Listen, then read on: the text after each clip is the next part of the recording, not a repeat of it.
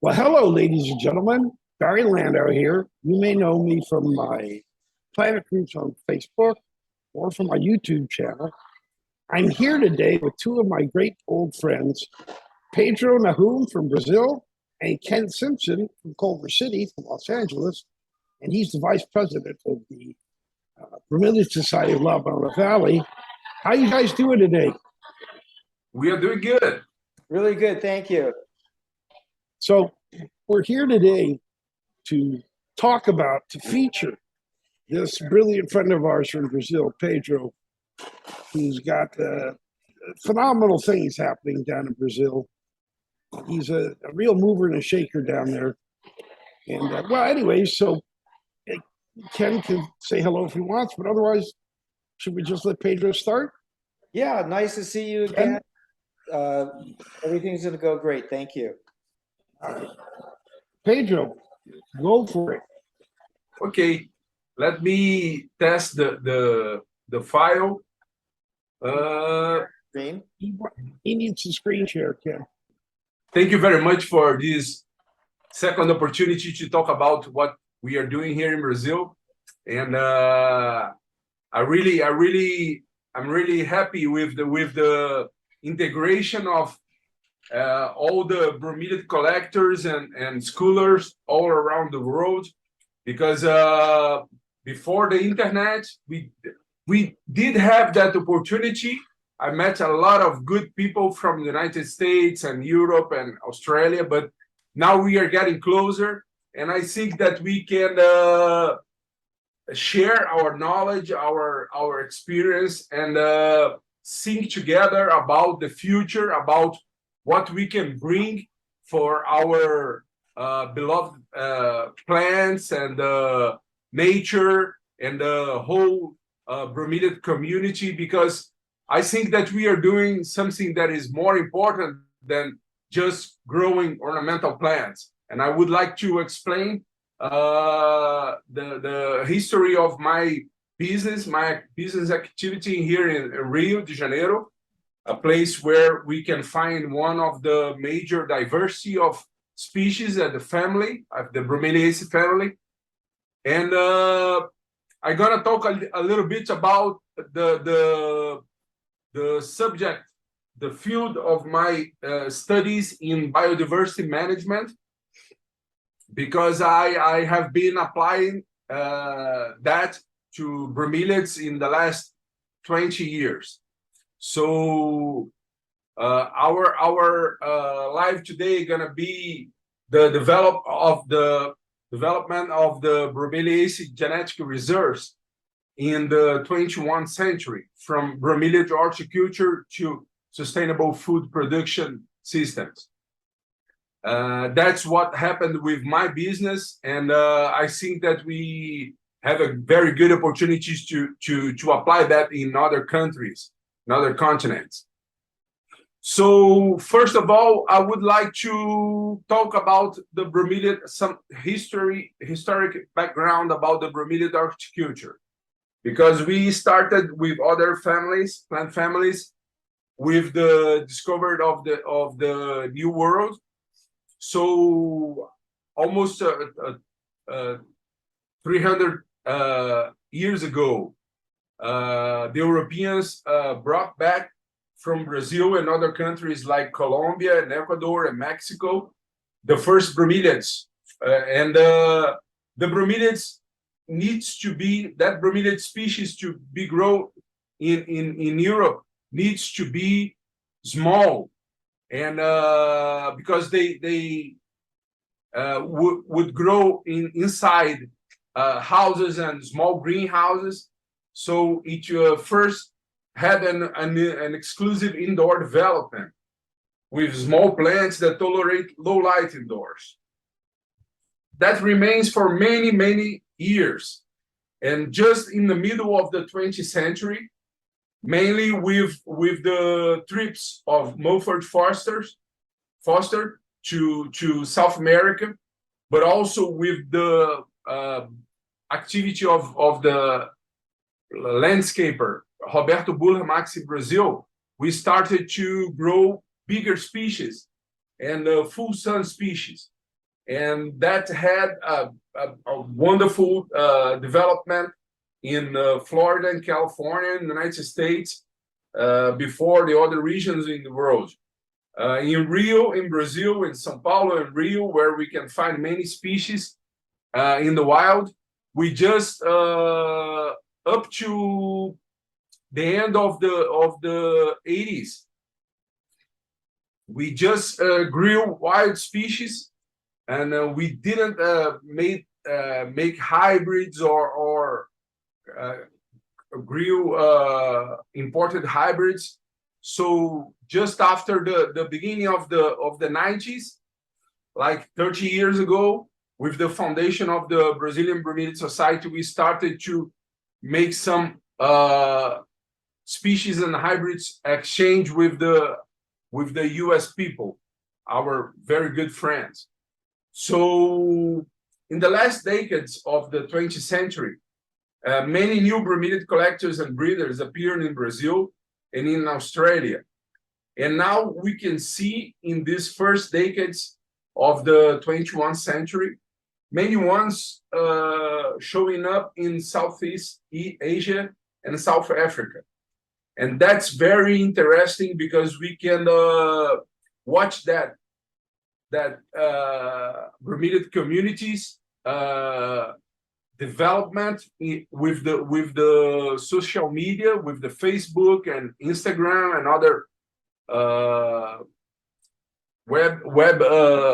websites, and it's very impressive because we can see what's happening in Asia now is very nice, and what's happening with some Brazilian plants like Alcantara in Australia is very impressive.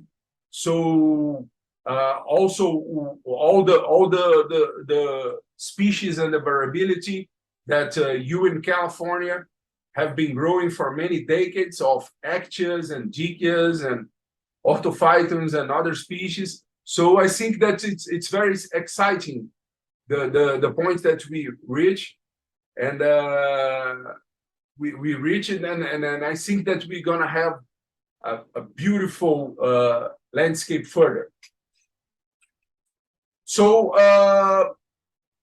bromeliads with cactus and aroids and orchids started to be introduced into cultivation in Europe from the Neotropical region, mainly Latin America, like 3 centuries ago, and are among the ornamental plants with the higher species diversity under cultivation. And that's very important because ornamental plants are the closest way that biodiversity gets in touch with humans.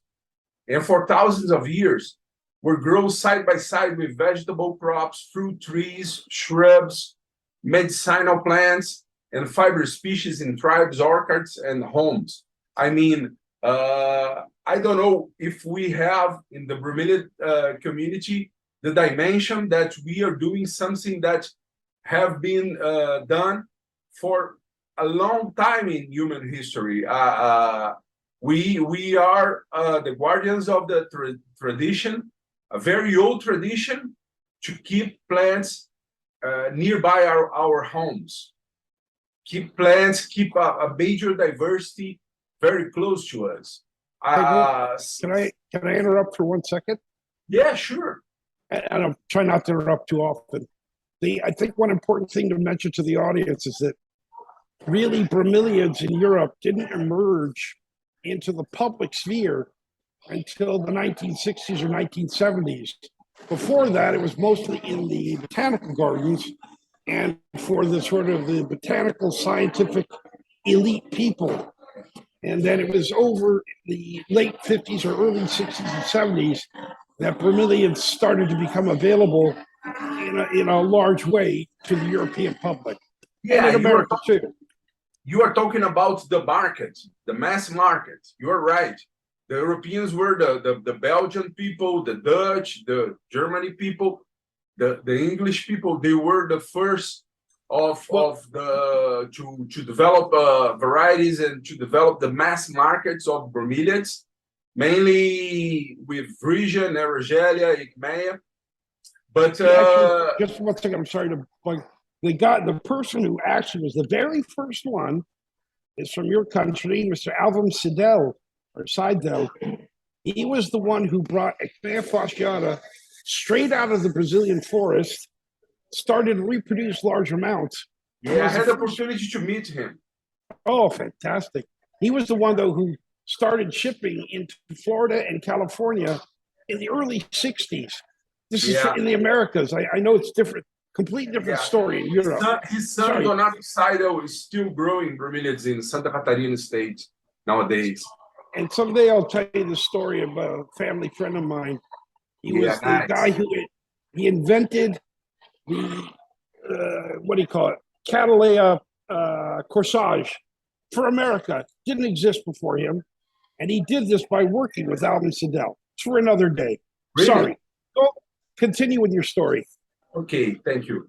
But in the Victorian era, in the second half of the 19th century, mainly in England, we had many greenhouses that with metal and glass greenhouses where people kept exotic plants, and that activity started with the breeding activities of the Belgian people, the Dutch people, mainly the Belgian, with some genus like Frisia. Anyway, what is very interesting is that we are living now some kind of explosion worldwide of a very old activity of ornamental plant cultivation and bromeliad cultivation. So for me, it's very important to have in mind that we used to think about plant cultivation, thinking about the origin of agriculture. But as a continuous process, agriculture started after the end of the last glaciation, like around 10,000, 12,000 years ago, when the major crops like wheat and rice and corn were domesticated. But horticulture is much older and less studied as a archaeological and paleontological activity. Tens of thousands of years since the first plant species were introduced into cultivation by Homo sapiens, or even earlier related species like Neanderthals or Homo erectus. We don't know. We don't know. What we know is that horticulture word came from the Latin language with hortus meaning garden and culture meaning cultivation, when agriculture also came from Latin as the word ager meaning field. I mean, we need to create fields to start the agriculture process.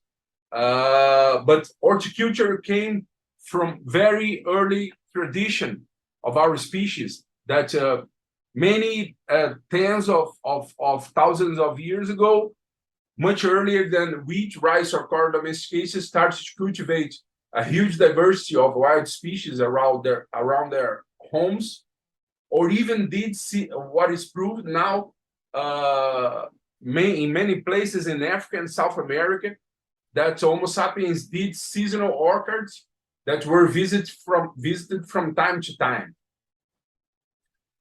So the difference between horticulture and agriculture is that in horticulture we have a small scale, and agriculture on a big scale. In horticulture, higher inputs use. In agriculture, relatively lower inputs use. Also, higher labor use in horticulture, automation or lower labor use in agriculture.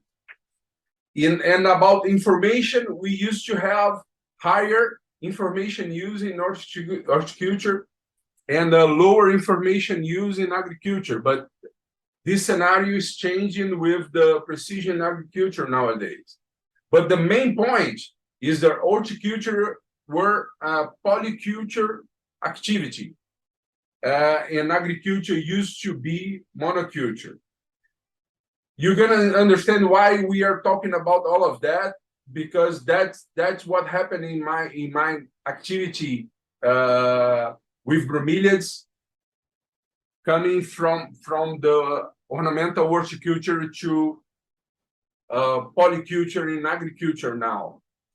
So it's very important also to have the dimension of the biodiversity and genetic resources, because biodiversity is the set of all living beings on the planet, all species, and everything that is natural and used to live before Homo sapiens arises. And genetic resources are animal, plants, or microbial, aquatic, and terrestrial species of economic, scientific, social, or environmental value, whether this value is current or potential.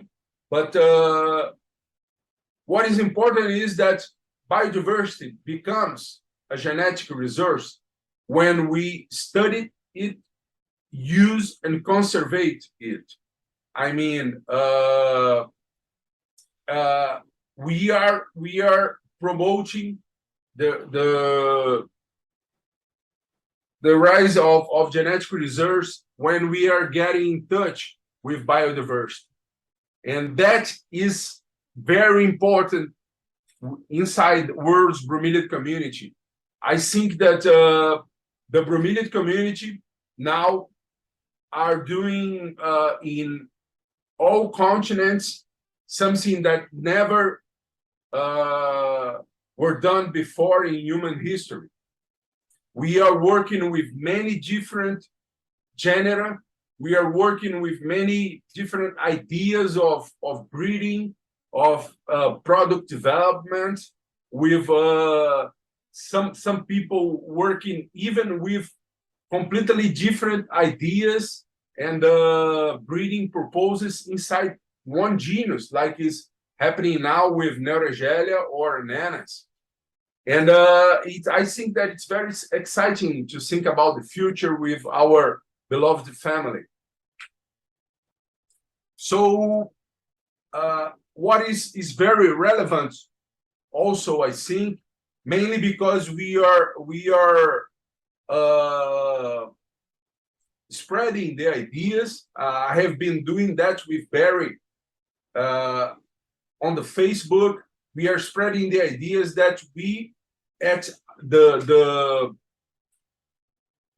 collectors and plant breeders community, we need to help bromeliad conservation in the wild, and to help species conservation, and to help to spread the best ideas and the best information about the management of our plants, because we can help a lot in conservation. We can help keeping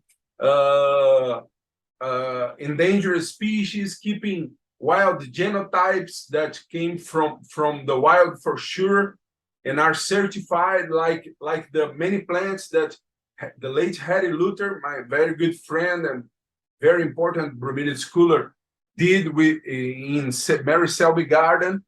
He did the introduction into cultivation of many species that now people keep, and I'm very impressed what people are doing in the United States and places like Australia, because in that places they very well the wild diversity and the introduced clones and the old clones that are into cultivation. Here in Brazil, we have so much diversity that just a few guys are doing that seriously. Pedro, And in this, sure, go back. Just so you know, currently I'm working on, I think working on a new website called beautifulbromeliads.com, which Pedro is going to be a part of. But part of my future goal is to create a vehicle in which we can have either a nonprofit company or just a philanthropic entity that can reach out to much larger sums of money, meaning the billionaires, and really get some serious funding for bromeliad conservation, habitat preservation. I'd like to really put my energy into this one thing before my time on Earth is up. So just letting the audience know that what you're talking about on a practical level, that you're an expert at, we're going to be making use of you in the future, and this will become an applied project. Okay, go ahead. Okay. No. Anyway, I would like to share with our audience that the process of studying conservation and use of plant genetic resource, what we call biodiversity management, that bring from the biodiversity the opportunity to become a genetic resource. It's the same process. We just have two different ways that we need to have very clear in mind. I mean, biodiversity starts, become genetic resources, and in one way, we have the wild species that needs to be driven by the conservation genetic protocols. I mean, ex situ propagation, very careful and scientific propagation that can keep the vegetative propagules, the vegetative plants, the vegetative varieties that came from the wild, or even make ex situ F1s, ex situ generations very well certified grill in cultivation to be used in the species conservation or to be reintroduced or used in population restorations. So we now are starting to develop in Brazil the active germoplasm banks that are the places where we have plants, alive plants, seeds, pollen, and in vitro material just with conservation purposes. And we are starting to do the populations management, wild populations management to have them growing up again. The other way, we are talked about cultivated varieties, being selection under species or being hybrids. That means plant breeding with future cloning in vivo or in vitro, and that go different ways, like agriculture, greenhouse horticulture, or landscaping.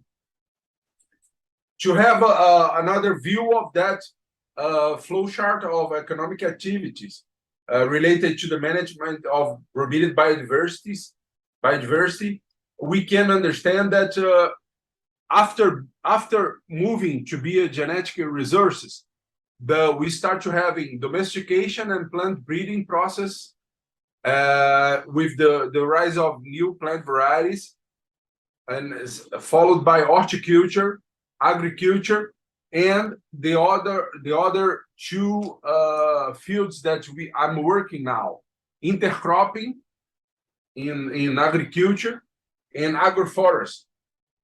I mean, we have the opportunity in bromeliads to start to be more deeper inside the opportunities to have economic activities more sustainable and more integrated with nature, sometimes resembling the natural habitats, as I'm gonna show you.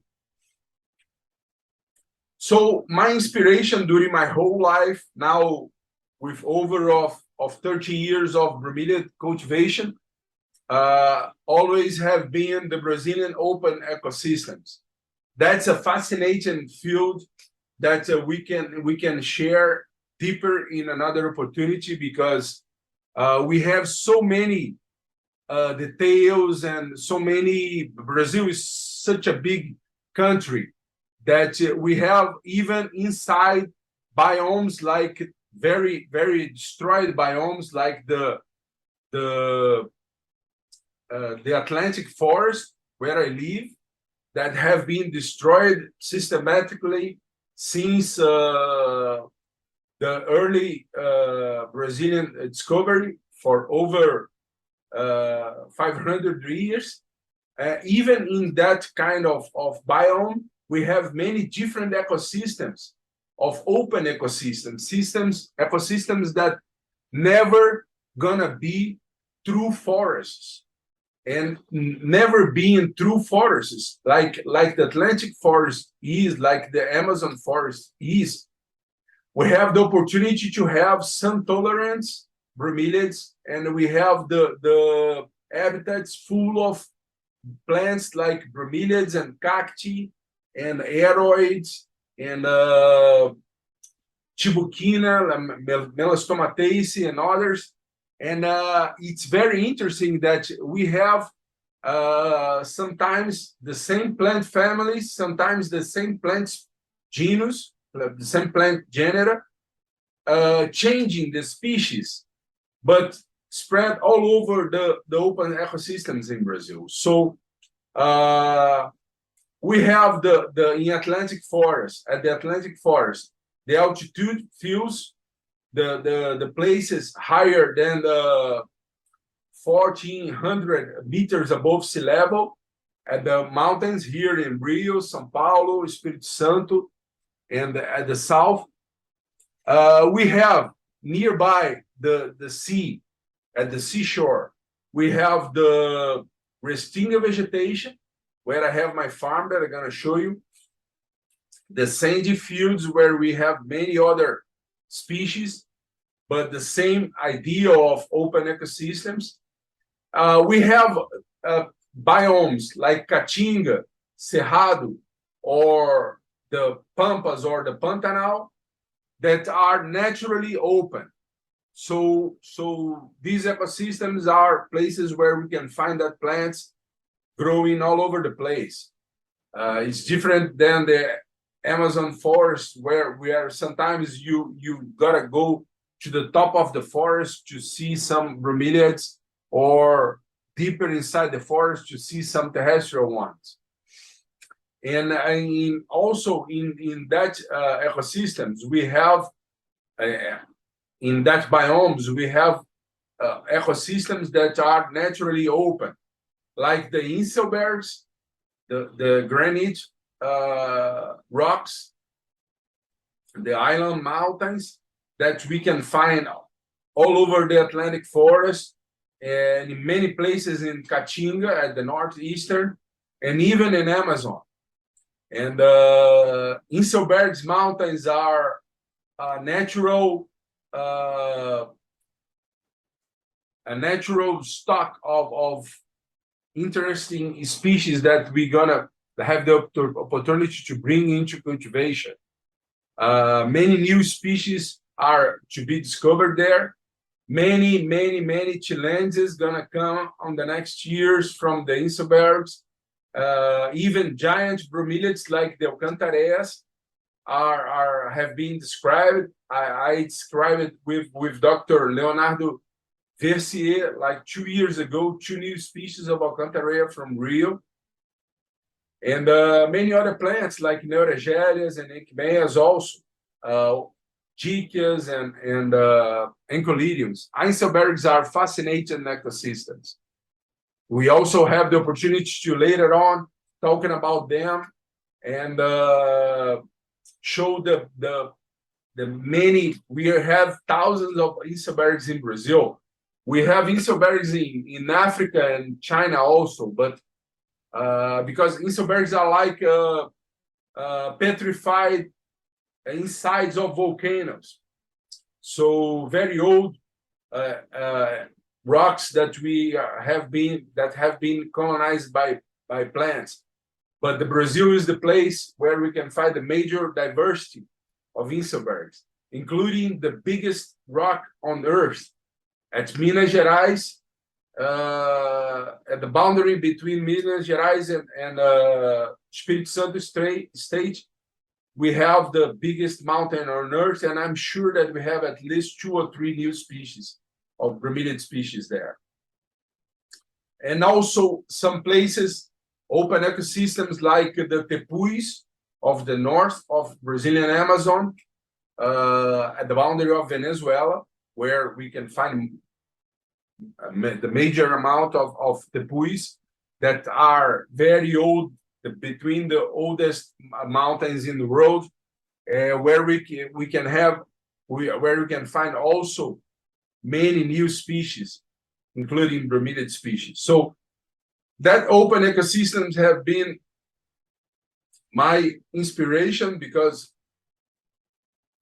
I have been in love with bromeliad landscaping.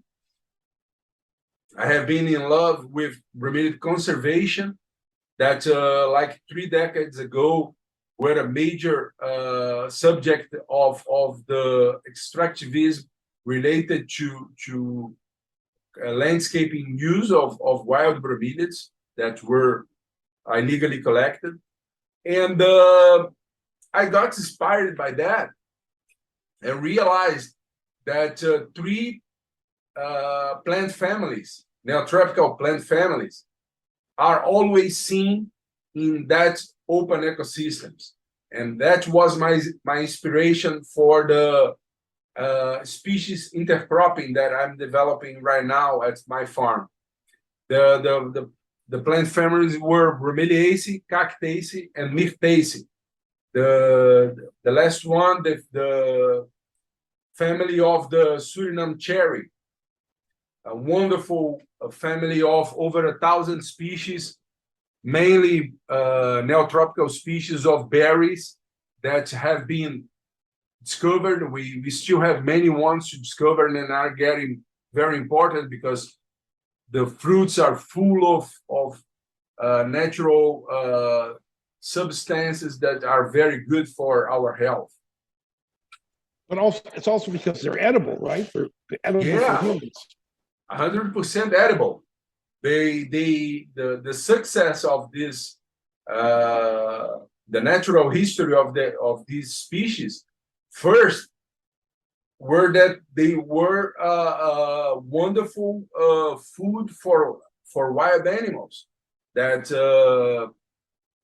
spread then all over the Latin America and many in Brazil. But after the man reached the South America, they started to be domesticated by the early people, and we have some varieties that probably came from selection, and I'm working on them. I'm gonna show. So after like 10 years, 10 to 12 years, I started my company, Botanica Pop, in the year 2000. I started to think about the possibility to do an extensive cultivation of bromeliads with open fields, at open fields, with the possibility to use tractors and to do a kind of simulacrum, a kind of using the similarity of the habitat where we can find in that kind of open sandy fields bromeliads growing at the Restinga, like the Neuragelia cruenta, and Enkman, Nudicaudis, and Frisia neoglutinosa, and others. So after some time thinking, I realized that I was thinking about pineapple plantations. Pineapple plantations were exactly what I was designing. And I was thinking first with one of my favorite species that were Portea petropolitana, native from the sandy Restinga of Rio de Janeiro. But pineapple is exactly what I was searching for. So I started to study pineapple crop and pineapple breeding and pineapple agriculture to apply that ideas to other bromeliads that I was looking for. And I found that place in one of the biggest coastal plain areas in the world, at the north of Rio de Janeiro state, at the county of Quissamã, where I got some old grassland, old cattle grassland, very degraded, very destroyed, but where we start to restore the quality of the soil to do some experiments. And this place is near to that lagoon called Lagoa Feia. That is the second biggest lagoon in Brazil, bigger than most of the Amazonian lagoons. And it's a very interesting climate because we are in a coastal plain, like in a point where the Brazilian land get into the ocean, but we at the same time we have a big lagoon, a freshwater lagoon, so the climate is very stable. And in that place we have a huge amount of native plants, including that small form of Neuragelia cruenta that resembles the Neuragelia baiana from the rupestral fields of Cerrado, and maybe will be described as a different subspecies or a variety. But we also have a Bromeliad acantha. We also have Echimeia pineliana, Echimeia nudicaulis, Virginia glutinosa, and others. And that place is covered by white sand, a very old white sand, because like 6,000 years ago, almost 7,000 years ago, that place were the seafloor. We had the sea level raised, and it was the seafloor, and after that we had the glaciation and everything. I'm sorry, not the glaciation. Glaciation were before. We had the change of the climate, so the water went to the ice on the poles, and the level of the sea level went down. So now we are around 6 meters, like 3 feet, like 2 feet above sea level. And we have a huge amount of fresh water, very, very close to the ground. So it's a wonderful place where we have great water and great conditions to grow the plants. And we have many native species. Can I interrupt for a second?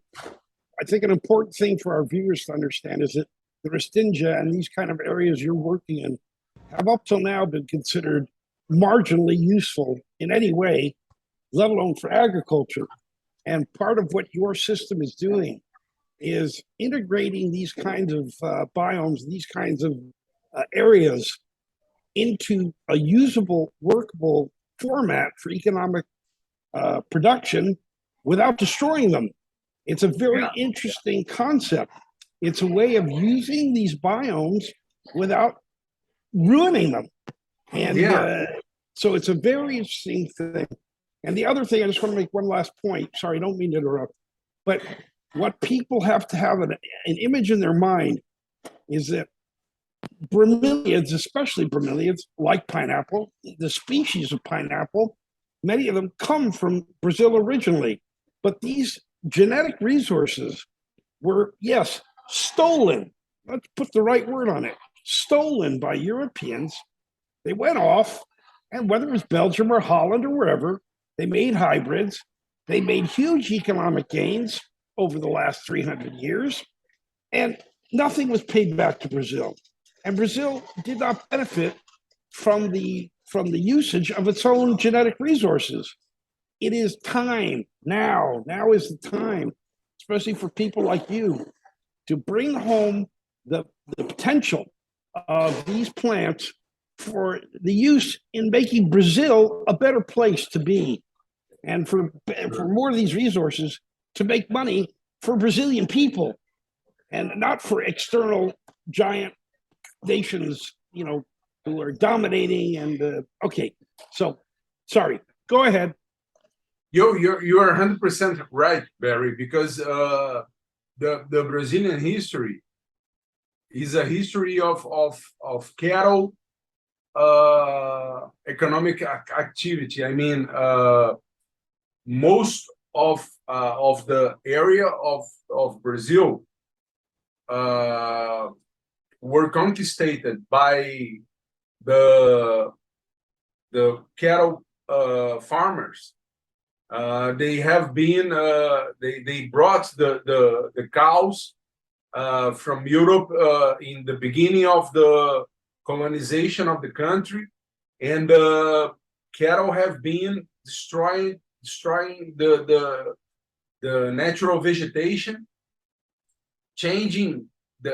reducing the biodiversity, eating all the species at our Restinga, where we have vegetation that never were burned before. We don't find anymore in most of the places some species that the cattle like the Vrigia neglucinosa, that has soft leaves without spines, and they eat them. I already found some Neoregelia cruenta and Equimeno caulis bited by cows. So when we have an old area that were destroyed, and the huge diversity of that habitat changed to be a poor, degraded grassland that don't support anymore the same amount of cattle that used to take, it's time to change and find some new ways to have sustainable activities, mainly with good practices of agriculture or horticulture to do that. So in the Restinga, we can find many areas that are looking completely destroyed, and it's not difficult to change it, to start to have diversity again.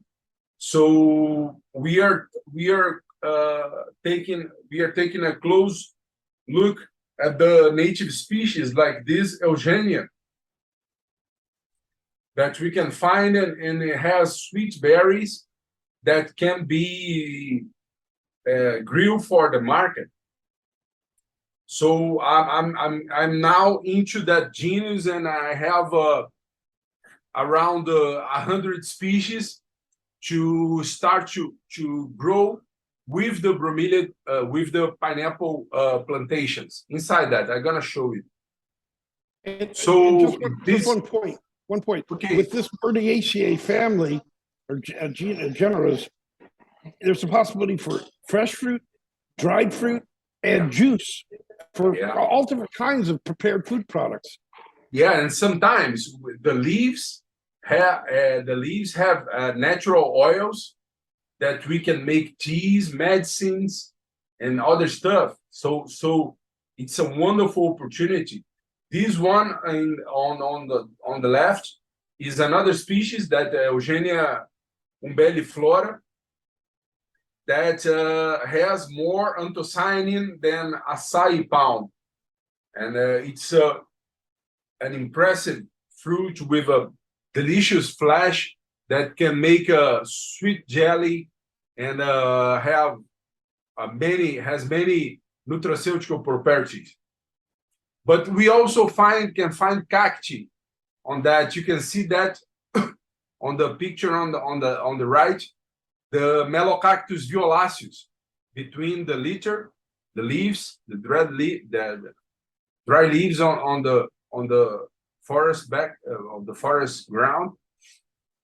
That's getting dangerous because of the extractivism also. Is it in the bottom of the picture? Yeah, can you see that?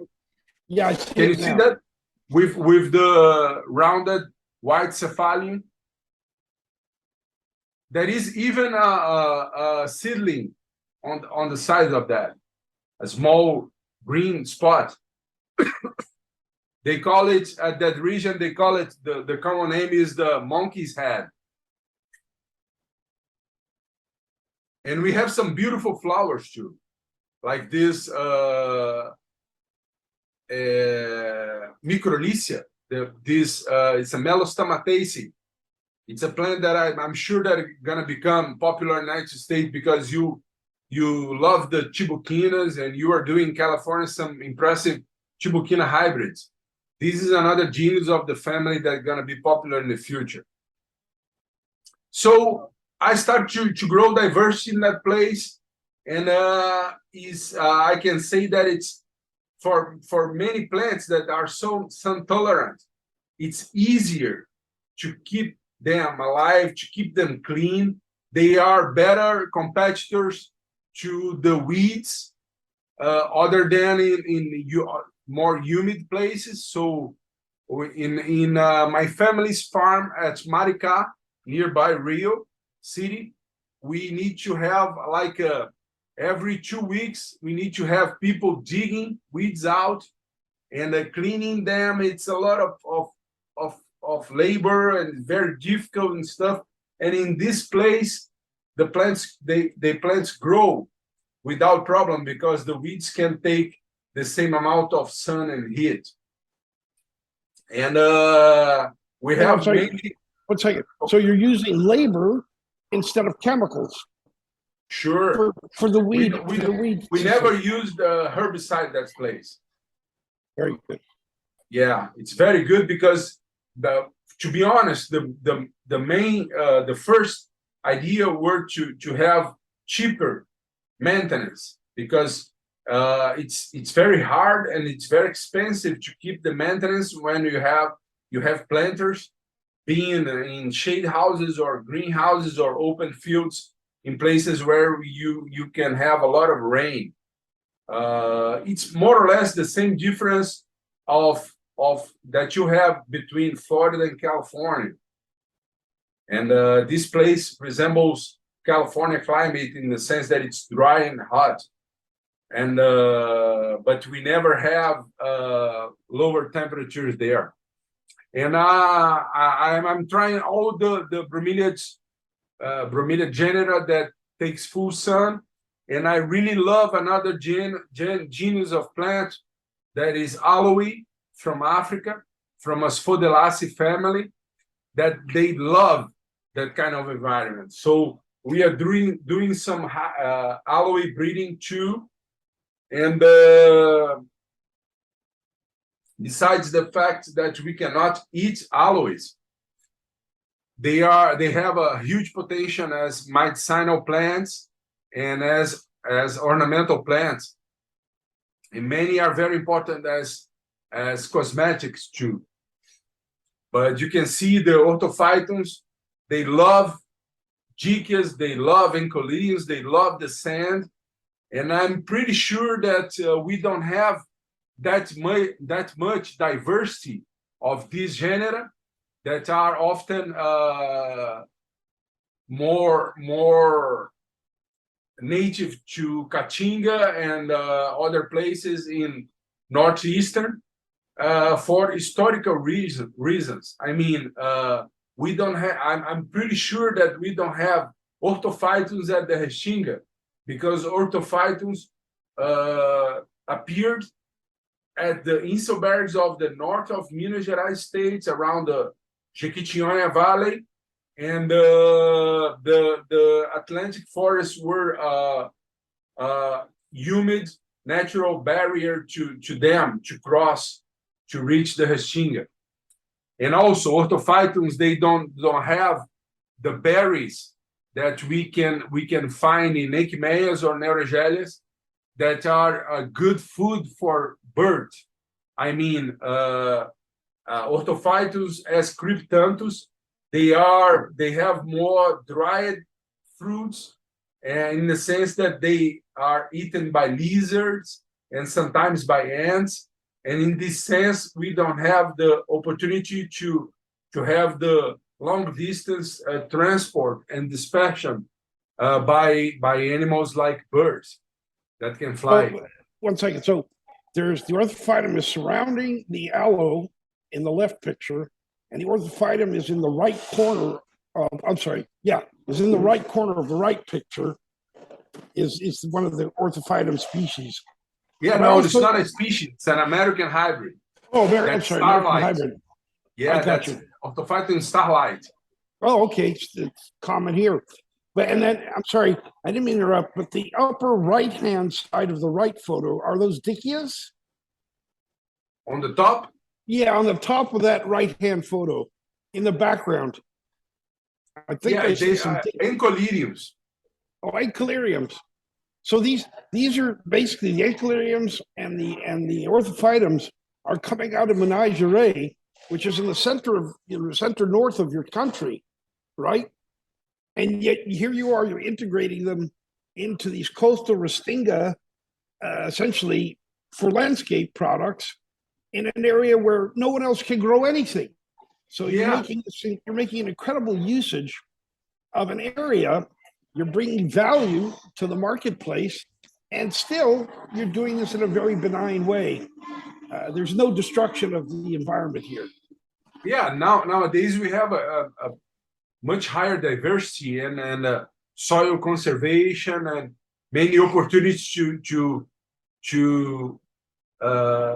employ people that were out of jobs because cattle they don't employ too much people for cattle. Cattle is a way to keep low labor for that areas.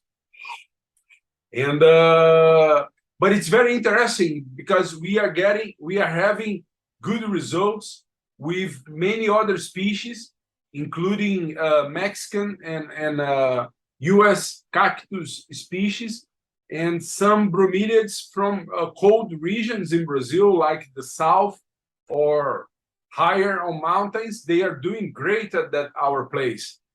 I think that the climate is very good for calm metabolism plants that have the crassulacean acid metabolism, a kind of photosynthetic pathway where that a few plants have in the plant kingdoms. Bromeliads are among the major ones, but cactus also have it, orchids and others. And it's a kind of photosynthetical pathway where the plant can close the stomachs during the day to open them just during the night. And during the night, they release the oxygen and sucks the carbon dioxide from the atmosphere to do the photosynthesis inside their bodies during the next day. Second, just to be clear, so the audience understands, the primary common pathway of photosynthesis as a chemical reaction is called C3 or carbon 3. Yeah. And then that's like 80% of the plants in the world. Yeah. Then you have one that's called C4, which is also another form, but is more rare. And this other form called CAM, C-A-M, crassulacean acid metabolism, is a third and much more rare form of photosynthesis, which, as you people may or may not know, is the synthesis of carbon dioxide, oxygen to create sugars. And this is how our whole planet operates. We humans would not exist, literally would not exist, with photosynthesis, of course, brought to our biome by plants. We wouldn't exist without it. So the oxygen of the atmosphere came from photosynthesis. That's right, from the early blue-green algae. All right, sorry, go ahead. Yeah, and what you were talking about, something that is very important, because most of the C3 and even the C4 is a kind of intermediary photosynthetic pathway that is more efficient in water use than the C3, because most of the C3 plants can't survive to arid environments. like the Restinga vegetation or the rocky outcrops like the Inselbergs of deserts or the Caatinga vegetation. So nowadays, with the climate change, that is something that the humanity is promoting, is accelerating, because the biosphere always have cycles of climate change, but very slow cycles where the species and the habitats, they adapt much easier than what is happening with all the ecosystem habitats destruction by Homo sapiens, and with all the pollution that is delivered to the atmosphere every day. So in this sense, our idea in this station of Botanica Pop is to develop new varieties of cum metabolism plants, not only bromeliads, to help the innovation with the agriculture of arid regions along the world, with efficient water use. And we are using a lot of knowledge that were developed in California, in Israel, in Spain, and even in places like India and Australia, where they have a tradition of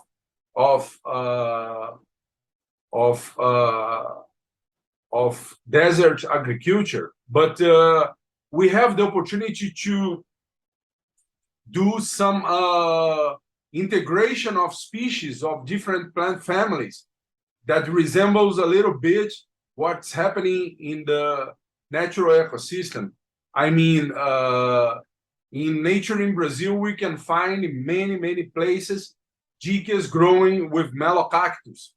But in this picture, on the left, we can see what used to be called the notocactus. Now it's the genus is called Parodia. That is a very well-known, really cultivated. The Europeans love them. The people in America too. They are nursery greenhouse grower. And here in Brazil, we don't have the opportunity to grow them outside. So it's the first introduction in an open field, and they are doing very good. So we are using 3 different kinds of irrigation, but the most economic one, the drip irrigation, is the best one. Is the one that we are using less water, and is the cheaper one also to be established. And in this picture on the right, we have a species of Stenocereus from Mexico, related to Stenocereus prurinosus. And I discovered that the Mexican species, they don't like the strong acidity of our soil and water. So we need to use more calcium and potassium and magnesium to change the pH and to give all the nutrients that they like. A lot of lime. Another very interesting thing is that I have been cultivating alcantarillas there, and everybody that work with bromeliads used to ask why we cannot find alcantarillas outside the Inselbergs, outside the rocky surfaces. And I had the opportunity to talk about that during many days tripping with Dr. David Benzing from Oberlin College, a great schooler, maybe one of the most important ecophysiologists in the whole world, and a guy that wrote many books about the biology of bromeliads. And during that time, I didn't have the results, the experience that I have now, but we reached the idea that the seedling, the young plants establishment were the reason why we cannot find alcantarillas at the sandy soil. So I have been trying that, and the plants are doing great. We just need to raise them inside greenhouses or shade houses, but they grow a lot on the sand, and we are having very good results on that. Pedro, I'm sorry to interrupt. We see your picture, your video picture has gone very dark. I don't know if you need to turn a light on in the room. Yeah, because the daylight run out. Let me. I was just sending him a chat that to Okay. tell him that. There, that's perfect. Oh, I'm perfect. sorry. No, I'm no, no sorry. problem. No problem. Getting better now, right? Perfect. Yeah, you can see.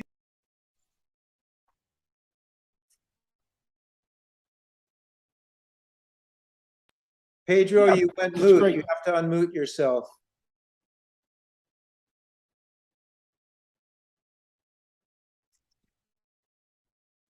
To the bottom left-hand corner, muting.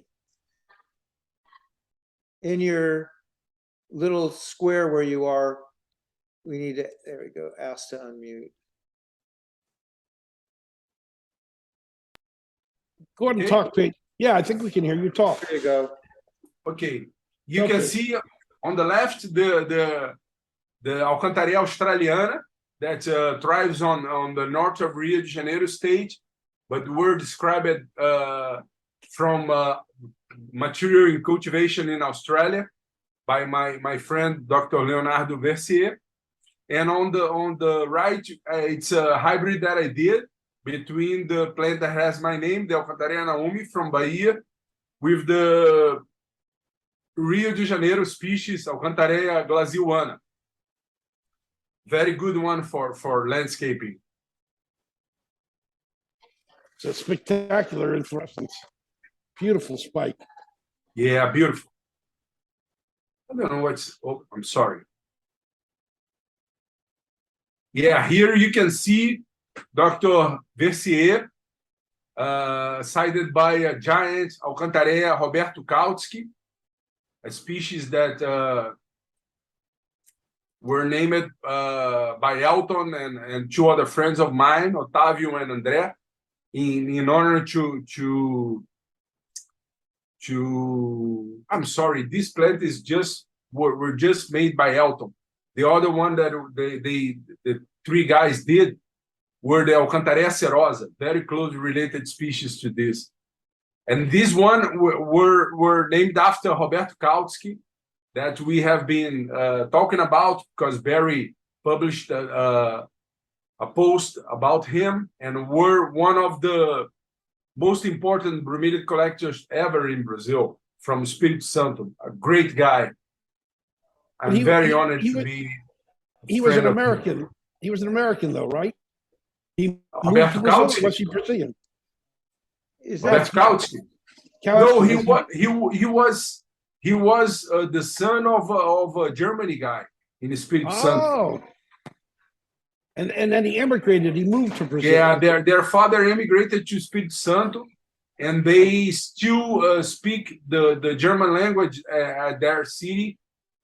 But they were very typical Brazilian countryside guy, very polite, very, very sweet, very nice guy. And he's very important. He has his name on over 100 species of animals and plants. He collected many new species during his life. I think that they should raise a museum and a botanical garden at that place. But It's a huge place. He was an important early voice for conservation of Brazilian plants and habitats. He was very important that way. Yeah, very nice guy. Everybody loved him. Pedro? We had the opportunity in Brazil to have, as you in United States too, I'm sure. I met great people from the bromeliad world in the United States. But in Brazil, we had the opportunity, and we still have it, to have really special people dealing with bromeliads.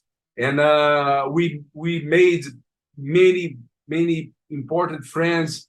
And I think that it's very important to talk about, because people like Dr. Versier, like Elton Lamy, like Roberto Menescal, Roberto Kautsky, and others, like even Burle Marx and Luis Correia Araújo and others, they are people that knows a lot, and they are very nice, and they are very open with their vocation to share their knowledge and their good proposals and altruistic ideas.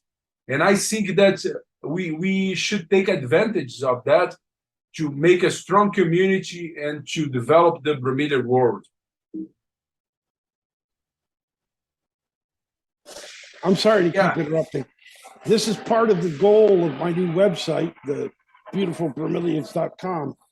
It's going to be exposing a worldwide audience to the meaning and value, both genetically, botanically, horticulturally, why bromeliads are much more important than the common public knows right now. Exactly. There's been nobody to take this message to the 2 or 3 billion educated people on the planet. And that's my goal now, big goal, but it's a goal. And with your help and the help of other people, I hope to bring this information of the importance of these plants to everyone. Okay. You were already doing that kind of promoting that kind of lives, and integrating people from different countries, and keeping that opportunity to watch and to get new knowledge on free websites like YouTube. It's great. Yes, great. And we reach a certain amount of people on Facebook, but by and large, they're the people that already know what bromeliads are and or collect bromeliads. My goal, and that's maybe what, 0.001% of the world population, which is going to be 8 billion in about 2 months. No, my part of my goal, it's probably unrealistic, is to reach the other 4 billions who've never heard the word bromeliad. So they know what a pineapple is, and they've seen a Guzmania hybrid at their local florist.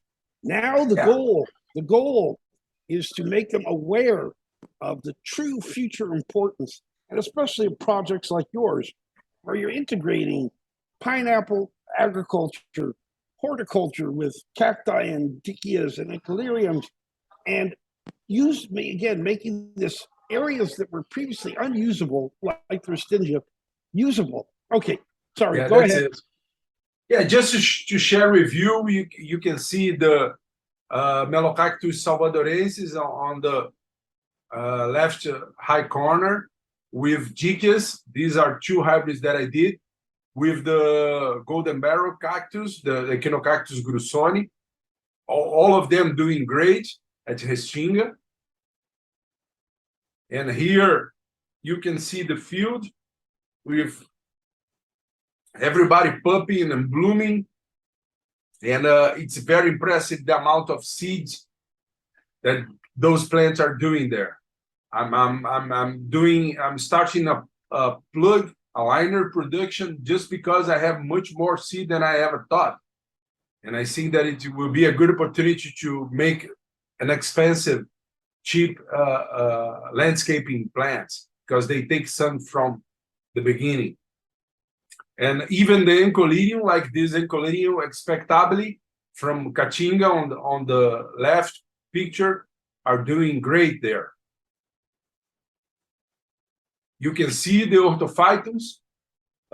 Those plants were just a few when I planted, and they are spreading up by their own. And we are just harvesting and potting them for the market.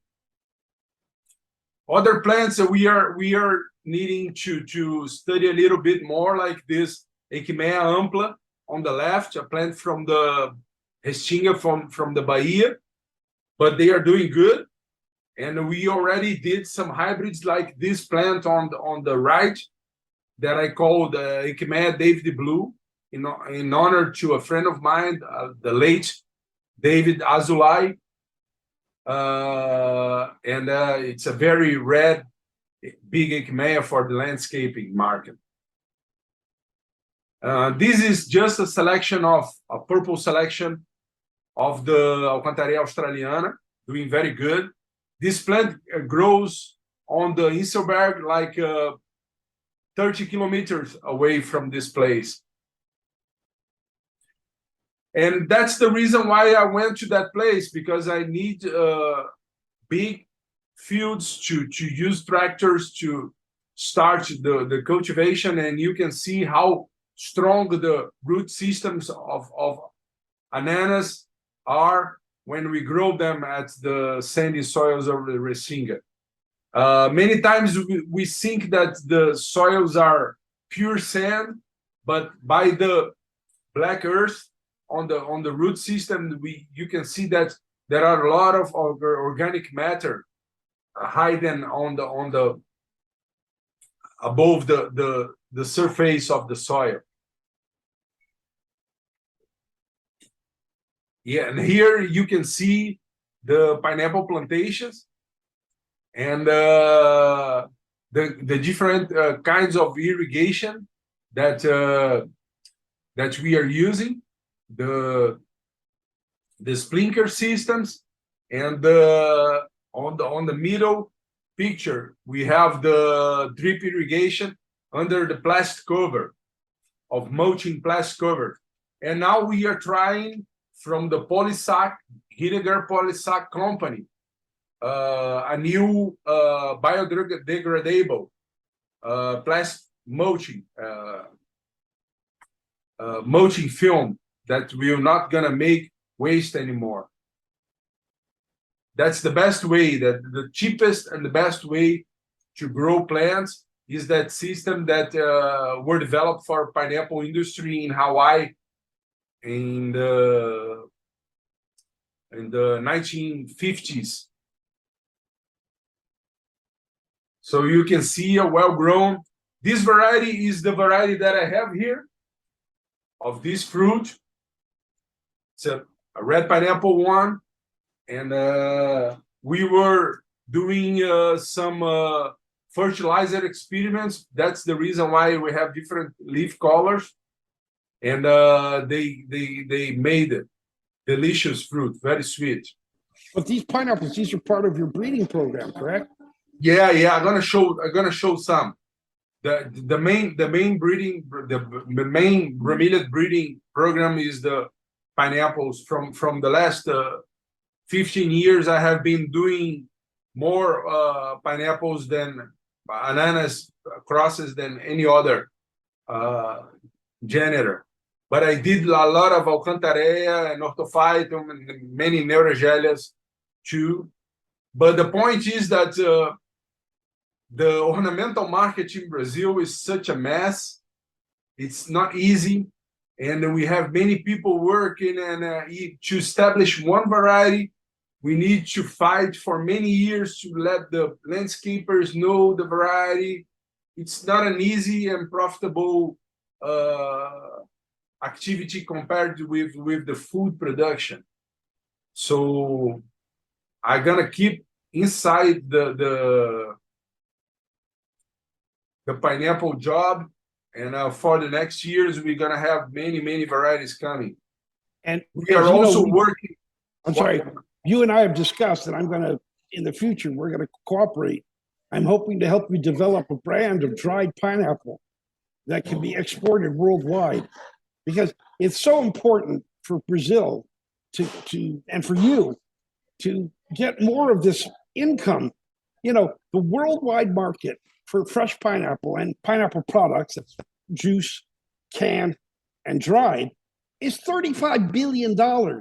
Yeah. And these genetics, the genetics of these pineapples was essentially stolen. And I'm sorry to make this word again, and I'm not trying to be political, but they were stolen by Europeans, and nations, very large, well-capitalized nations, are making hundreds of millions and billions of dollars off of your genetics. So it's time.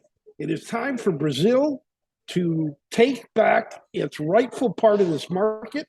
And I'm hoping that young people like you and other people in Brazil will see what you're doing, and we can help you develop and retain more of this worldwide income from this fantastic fruit.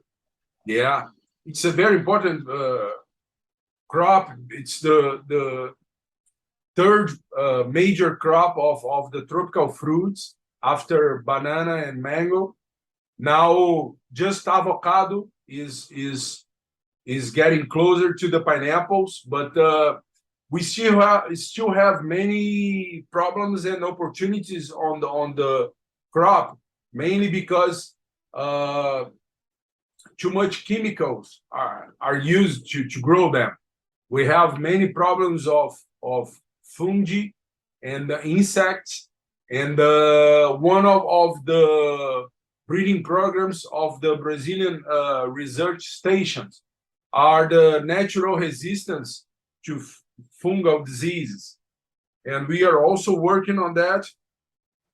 And more organic, more cleaner fruits gonna be offered to the market on the next years.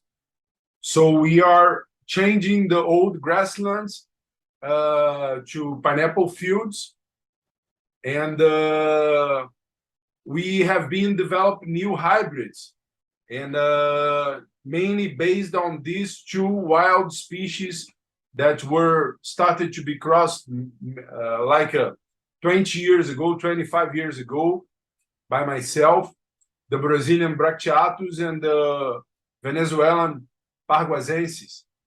Both were the origin of the domesticated Ananas commosus species independently. So now we are having red skin pineapple varieties. This is another one that I have here, and it's a new experience for the customer, because the consumer, because the smell, the taste, the appearance, the visual is completely different. You can see this is another variety, and the flesh is very yellow, the skin is very red. Some of the varieties has edible skin also, and they also have new nutraceutical properties because of the anthocyanin of the skin and the higher levels of vitamin C and bromelain of the flesh. It's absolutely stunning. It's beautiful. Yeah, people love the yellow flesh. So now we are working on a whole package of genetic technology and branding to develop a complete product for the market, including a new package and original design. And I think that gonna be popular in the next years, because we even have another way to eat the flesh, getting the gores. I don't know if you use that word gores, but the point is that each fruitlet of the pineapple is the true fruit, and the whole pineapple is the infrutescence, what we call. So in these varieties, we can take each fruit separately very easily. You don't need to cut the skin. Okay, that's it. That's my company. That's what we are doing. We are much more in agriculture and sustainable horticulture right now than the landscaping and restoration that we used to do. But we are trying to bring genetic researches for the future of agrobiodiversity. And we are supported by two state agencies of the FAPERJ from Rio de Janeiro State, is the foundation of research of the Rio de Janeiro State, in FINEP, the Federal Innovation Station. We also have a partnership with the Botanical Gardens of Rio, the North State of Rio de Janeiro University, and the Ministry of Agriculture of Brazil. Okay, Well, thank you, fellas. Oh, it's incredibly exciting, Pedro. I'm so happy to have you talk about this. And I Very think honored. together with help from the outside, and again, I don't mean to be repetitious, but I really have a high hope for us to develop a dried fruit brand for you that can penetrate the world market and bring some of this foreign income directly to you. If we take a page out of the book of the Philippines or any of the other, even Thailand, they have really developed their dried pineapple exports, their canned pineapple exports. And this is a way to utilize the fruit that adds a much longer shelf life and therefore a much longer marketing life to this resource. Because as you and I know, once you pick this fruit, you have 30, 60 days at the most, and then it turns into compost. So, all right. Well, that was a fantastic talk. Ken, what are your thoughts? My thoughts are that since I'm not a professional and I don't have a academic background in what you guys are talking about, I'm really the consumer of this video to raise my awareness of what's been going on historically, in the recent past, currently, and what's going to happen in the future. And I'm very excited as the bromeliad hobbyist to be invited to participate with the both of you for this kind of presentation. And I look forward to the next one. And thank you so much, Pedro. What a fabulous opportunity for someone like me. There's a lot of us out there, maybe not as many that eat pineapples, but there are a lot of us that love the bromeliads and the landscaping. And on behalf of all of us, I wish you the most success and best future possible. Thank you, Ken. I'm very honored. It was a Once great again, opportunity. Pedro, Thank you. sorry, once again, thank you so much. I think we're going to cut it here. I know we have more things to talk about in the future. And of course, Ken and I are going to invite you back to talk about other subjects. And maybe next time we'll do a whole video, a whole Zoom video, just about the challenges of conservation and of the theft of plants from the forest and the necessity to further develop the domestic nursery-based market in Brazil and its exports so that we can try to save some of these habitats. I hope I can help develop this before my time is up. Okay, you're fantastic. Thank you, Ken. Thank you, Pedro. Thank you, Ken. And thank our audience. Thank you, and thank our audience for watching this long thing. And good luck, and God bless you all. Thank you. Thank you.